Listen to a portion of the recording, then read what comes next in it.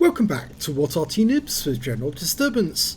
This is a Strv 103B, the Tier 10 Soviet Swedish pack. It's a tank destroyer, and it's located on the north spawn of Fisherman's Bay under the command of Sunshinebilly. Okay, battle's underway. This tank destroyer is almost as fast forward as it is backwards. Do 50 kilometers an hour forwards, 45 in reverse. It fires standard APCR with 308mm of penetration, 390 alpha, and that goes up to 350mm of penetration with the premium APCR. Now, this tank goes into siege mode, and that grating in the front, well, as most of you know, that actually does protect against heat rounds, because if they hit the grating, they will pre-detonate, and therefore they don't do any damage to the hull. But the hull is very, very thin, so it can be overmatched by enemy shells sufficient caliber. And he's scanning the horizon for any targets. Nothing turned up yet.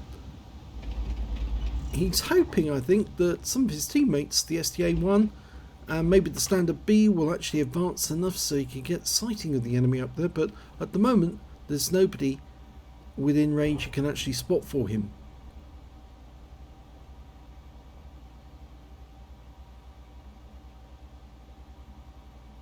No, absolutely nothing seen yet. There must be enemy tanks in those bushes, but just nobody's close enough to actually see through the bushes or see the camouflage and get past that information back to Sunshinebilly.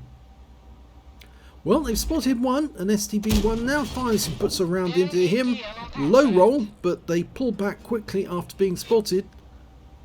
There's only one Arty either side. The enemy's got an FP207, and oh, their Leopard made a very poor decision there. He's actually pulled right forward. He's going after our guys.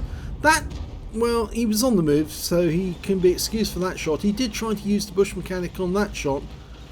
I think they were outside view range, and he wasn't spotted the first time round, but at least I don't remember the 6th sense going off. Unfortunately, we just lost our standard B, and the Leopard prototype still to the right of us. There's the enemy standard B up at the centre line. That Leopard's probing. The unfortunate thing is now, in order to deal with that guy, he needs to pull back, because if he shoots in his current position, he will be spotted, and then enemy shells will be raining in on him. So by pulling back just a little, he can protect himself to a certain degree from the shells from the standard B and the T-54 over at the centre line. But he's looking for a shot there. He can hit that STB-1, and he does go for it. He wasn't spotted, no 6th sense. But unfortunately now the problem is that the Pershing and the Leopard prototype have got the ability to get around that corner and get at him. Oh, he's been spotted. He's still got the rock to his left. This is where this thing becomes really good on ridge lines, because it can creep up and almost show nothing to the enemy.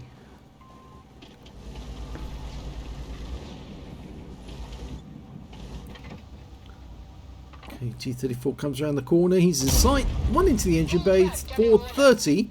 He was spotted, obviously, and now he's taking rounds from the enemy. And luckily, he actually missed one of those shots from the Sumo. I think that hit the tracks. He fired one in there. Not sure if that hit.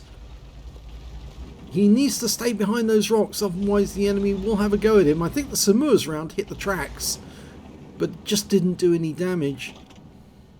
He's come out of siege mode. He's going to relocate.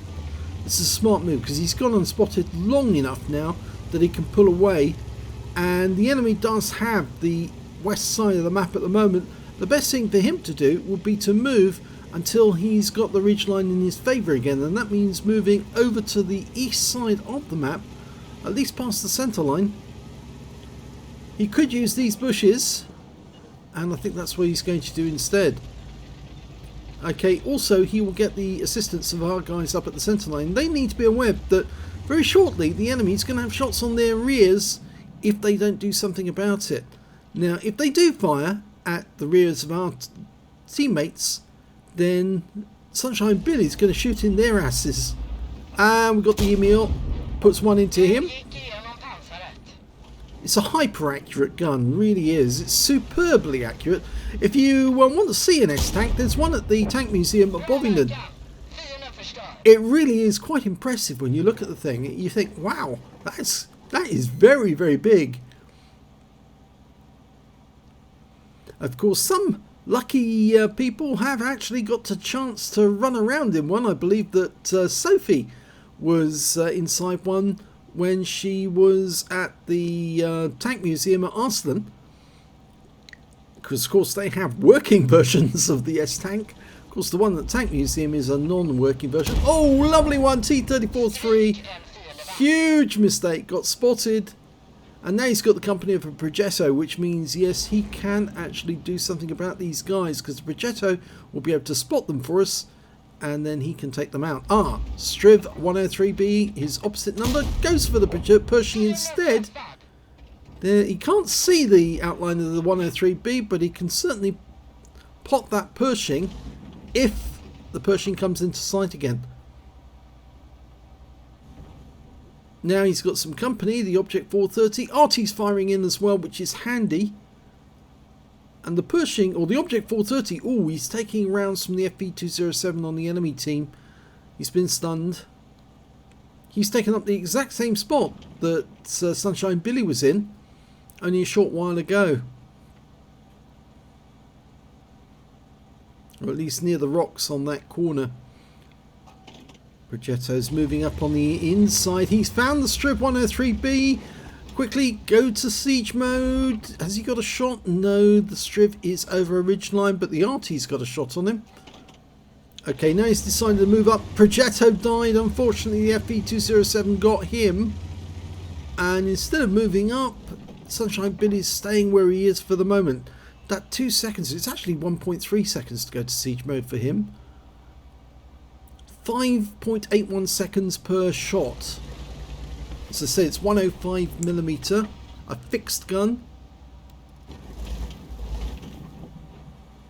Oh, well, they've lost their Strv now. The Object 430 got him.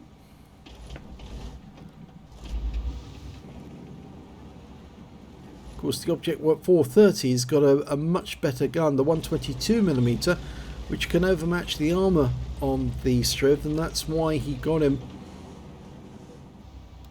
Okay, we've got a 2-tank advantage now, and it looks like the enemy's been pushed back on the west side. At the moment, we've got guys moving over to try and find out where the Leopard prototype is. It looks like they've pulled back. The STB's still at the back. Oh no, the Leopard hasn't pushed back, and he's still there. Sunshine Billy takes advantage of that one. Yep, this means the STB1 is going to have to pull back, because although he's guarding the windmill at the moment, he is about to meet 3 enemy mediums, and of course Sunshine Billy's moving up with his tank destroyer, so if that guy gives him an opportunity, he'll take a shot as well on him. There's, yeah, oh, we lost the Progetto. That was quite a big hit point loss there. Okay, they've lost the ISU 152K. That must have been the guy who got the Progetto.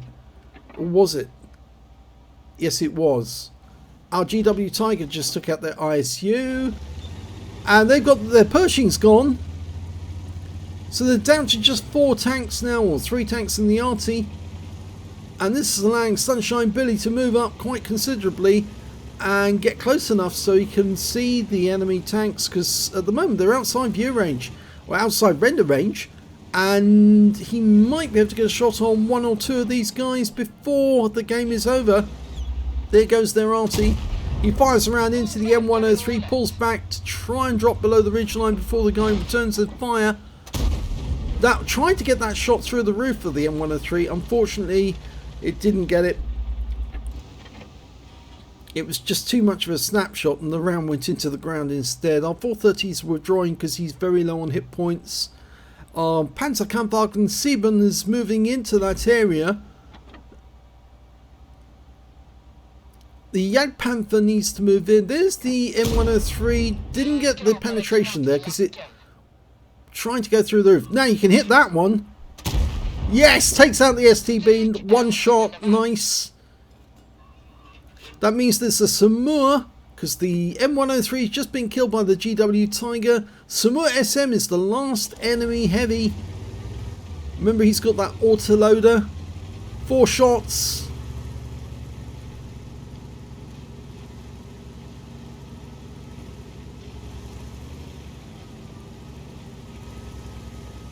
Now, Sunshine Billy can afford to take a few hits, but we'll see how much damage the Samur has already had.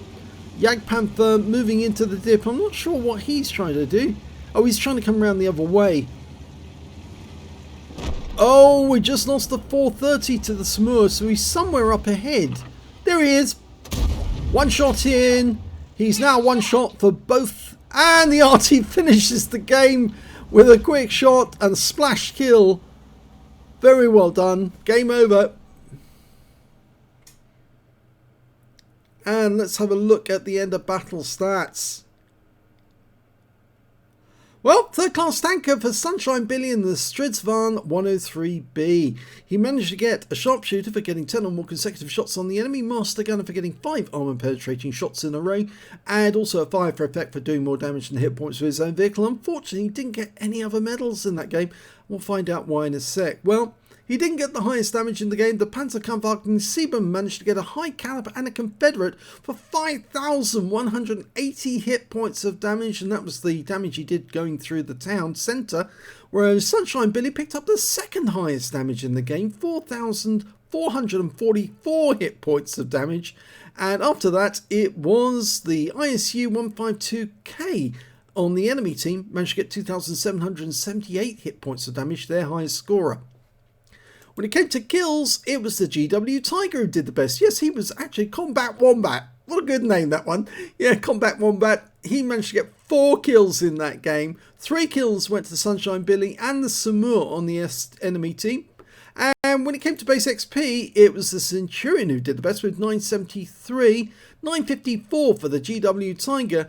And you can see that Sunshine Billy is a little further down the table with only 715.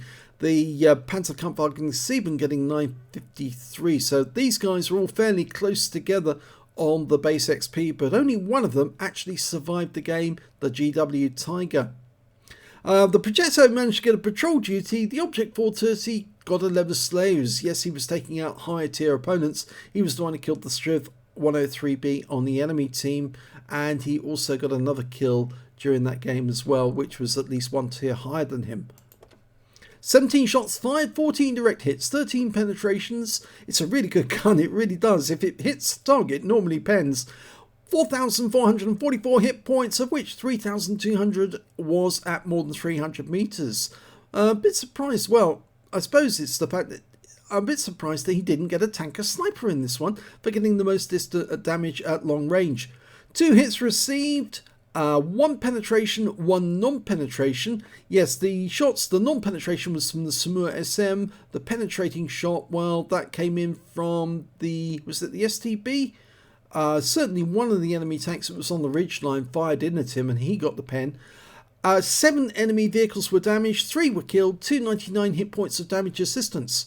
On a premium count, he earned 47,204 credits, but after repair and ammunition resupply, he did fire some premium ammo during that game. He actually ended up with a loss of 12,247 credits. He got 25 bonds for the battle, 5 for this being a tier 10 vehicle, and that's 30 in total, and 1,072 XP times 2 for the first victory, 2,145 experience points altogether. Not a bad game! Second highest damage, but no medal, I'm afraid. Yeah, and I thought that he would get the tanker sniper for the amount of shots he was doing at long range, but apparently he didn't qualify on that one either, which is a bit sad. But I thought it was a good effort, worthy of a video. Just a pity that he didn't get any medals. If you enjoyed that replay, please give this video a like and do subscribe to our channel. Thanks for watching.